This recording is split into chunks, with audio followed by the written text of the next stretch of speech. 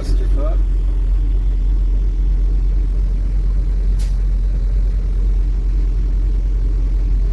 Yeah, there would be no way to get fuel. There's no way to get fuel here. Anybody coming into the truck stops People doing their snowed in. 34s in the fuel island. Look at that. Arriving at Pilot Flying J on the right.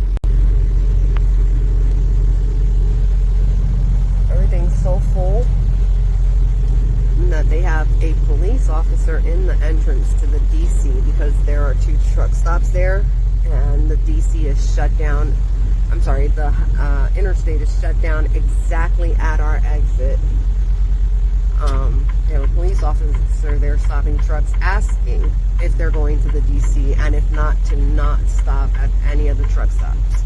We asked because we needed reefer fuel, and he was like, yeah, there's no way you're going to get in there. They are packed to the brim. But we're here.